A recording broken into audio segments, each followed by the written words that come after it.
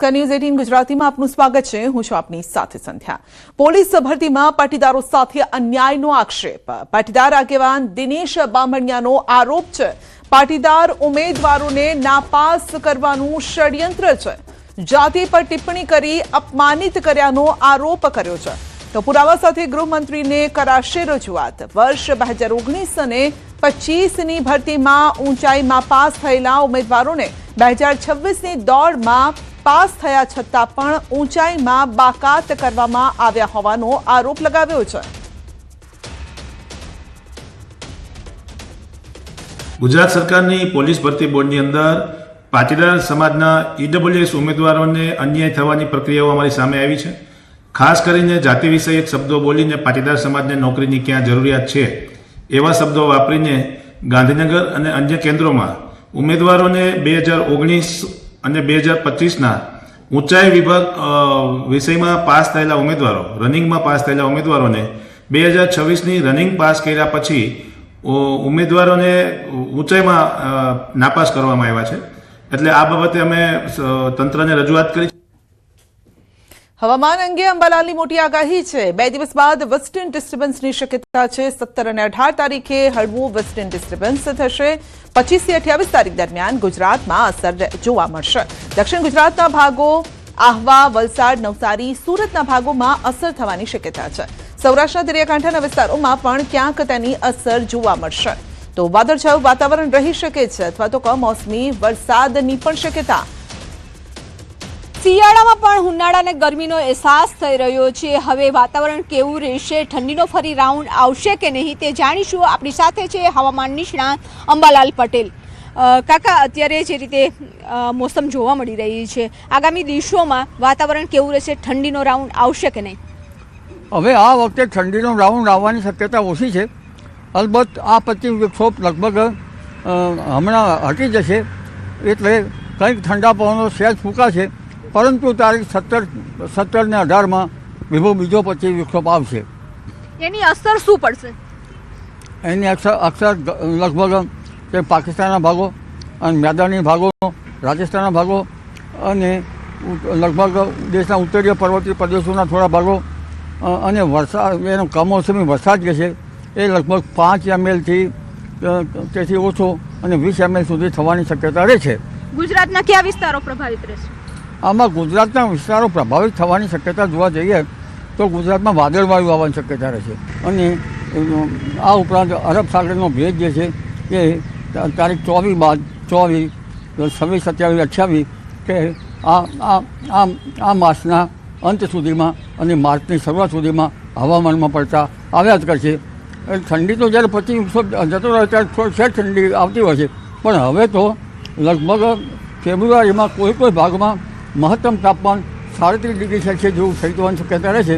તો હવે જે શિયાળો છે તે વિદાયની તરફ છે, પરંતુ તેમ છતાં પણ વારંવાર વાતાવરણમાં પલટો આવશે। ઉનાળામાં પણ વારંવાર વાતાવરણમાં પલટો આવશે અને આખરી ગરમી પડવાના પણ ઇંધાણ છે।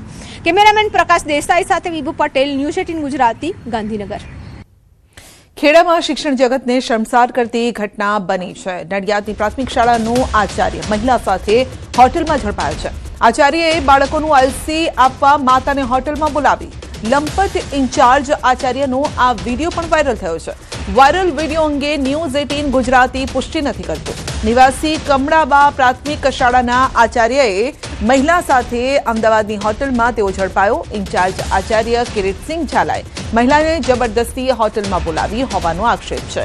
બજરંગ દળના કાર્યકરોએ મહિલા સાથે હોટલ પહોંચતા પોલ ખુલી ગઈ। હાલ સમગ્ર મામલે પોલીસ સ્ટેશનમાં ઇન્ચાર્જ આચાર્ય વિરુદ્ધ અરજી કરવામાં આવી છે।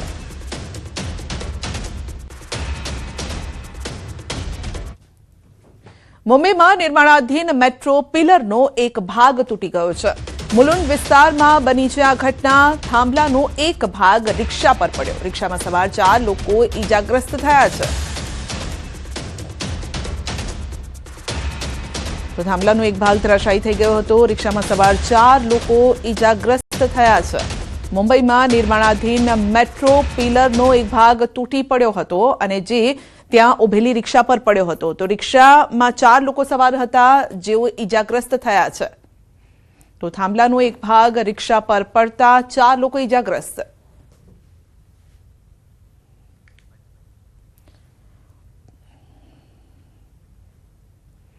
અમદાવાદમાં અટવામાં રફતારના રાક્ષસો બેફામ બન્યા છે. પૂરપાટ ઝડપે આવતી કારે સર્જ્યો અકસ્માત. સ્ટીયરિંગ પરથી કાબુ ગુમાવતા કાર ઝાડ સાથે અથડાઈ હતી. અકસ્માતમાં ગાંધીનગરના 24 વર્ષના યુવકનું મોત થયું છે. યુવક બારેજડી તરફ જઈ રહ્યો હોવાનું સામે આવ્યું છે. અકસ્માતની ઘટના સીસીટીવીમાં કેદ થઈ છે. જામનગરના ધ્રોલ નજીક અકસ્માત સર્જાયો હતો. જાયવા બસ સ્ટેન્ડ પાસે ધડાકાભેર પંચરની દુકાનમાં ટેમ્પો ઘૂસી જતા અફરાતફરી મચી ગઈ. અકસ્માતની ઘટના સીસીટીવીમાં કેદ થઈ છે. સ્ટીયરિંગ પરથી કાબુ ગુમાવતા અકસ્માત સર્જાયો. અકસ્માતમાં ડ્રાઈવરને સામાન્ય ઈજા પણ પહોંચી છે.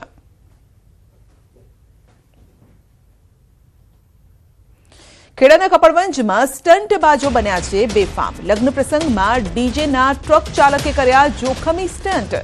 ટ્રક ચાલકના ખતરનાક સ્ટંટનો વિડીયો વાયરલ થઈ રહ્યો છે. જોખમી સ્ટંટ કરી ટ્રાફિક નિયમોના ધજાગરા ઉડાડ્યા. શું તંત્ર આવા બેફામ ચાલકો સામે કાર્યવાહી કરશે? જો કોઈ દુર્ઘટના સર્જાય તો જવાબદાર કોણ તે સવાલ છે.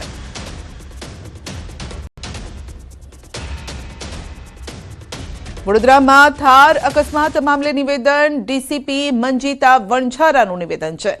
3 યુવતી થારમાં લગ્ન પ્રસંગમાંથી ઘરે જઈ રહી હતી. 19 વર્ષીય યુવતીની ધરપકડ કરાઈ છે. ડીસીપીનું કહેવું છે કારમાં અન્ય 2 યુવતીઓ પણ સવાર હતી. થાર ગાડી ઓવર સ્પીડમાં હતી કે નહીં તે અંગે તપાસ ચાલી રહી છે. તો ચાલક યુવતીએ નશો કર્યો હતો કે નહીં તે અંગે મેડિકલ ચેકઅપ કરાયું છે. રિપોર્ટ આવ્યા બાદ વધુ તપાસ કરવામાં આવશે. તો અટલાદરામાં થયેલા અકસ્માતના સીસીટીવી પણ સામે આવ્યા. થાર ચાલક યુવતીએ એક્ટિવા આવતો હોવા છતાં બ્રેક લગાવવાની તસદી પણ ન લીધી. યુટર્ન લઈ રહેલા એક્ટિવા ચાલકને થારની ટક્કર વાગતા એક્ટિવા ચાલક રોડ પર ઘસરાયો. કાર ઓવર સ્પીડમાં હોવાથી કાબુ ગુમાવતા અકસ્માત સર્જાયો હતો.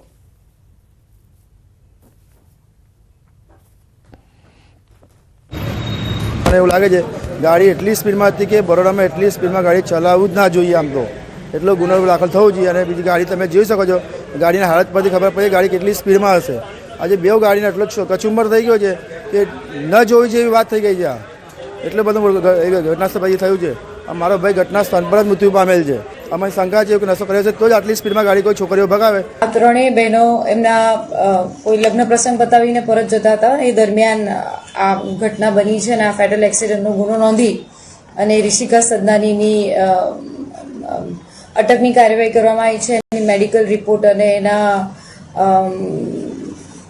અન્ય પરીક્ષણ પણ કરવામાં આવેલા છે. અત્યારે એની અટકાયત કરવામાં આવી છે. વડોદરા શહેરમાં ફરી એક વખત રફતારનો કહેર વર્તાયો છે. અને જો વડોદરા શહેરની વાત કરીએ તો રોજે રોજ વડોદરા શહેરમાં અકસ્માત થાય છે અને મોટી સંખ્યામાં લોકો જે છે તે પોતાના જીવ ગુમાવે છે. ત્યારે ગઈકાલે પણ આવો જ એક અકસ્માત વડોદરા શહેરના સન ફાર્મા રોડ પર થયો અને આ દ્રશ્યો છે તે જોઈ શકાય છે. આ જે થાર ગાડી છે તે અટલાદરા પોલીસ દ્વારા અત્યારે જપ્ત કરવામાં આવી છે. એક મહિલા જે છે પૂરપાટ ઝડપે આ ગાડી લઈને પસાર થઈ રહી હતી અને દરમિયાન એક જવાન જે યુવક છે તેને અડફેટમાં લીધો હતો અને યુવકનું ઘટના સ્થળે જ મોત નીપજ્યું હતું. મહત્વની વાત છે કે યુવક જે છે તે ફૂડ ડિલિવરી બોય તરીકે કામ કરતો હતો અને ગઈકાલે તેનો કામનો પહેલો દિવસ હતો. જે દિવસે તે રોજગારી મેળવવા માટે ઘરની બહાર નીકળ્યો એ જ દિવસે તેને કાર્ડ ભરખી ગયો. ત્યારે જે સ્થાનિક લોકો છે તેમની અંદર ભારે રોષ જોવા મળ્યો હતો અને સ્થાનિક લોકોએ જે મહિલા કાર ચાલક જે છે તે નશાની હાલતમાં હોવાનો આક્ષેપ જે છે તે કર્યો હતો. પોલીસ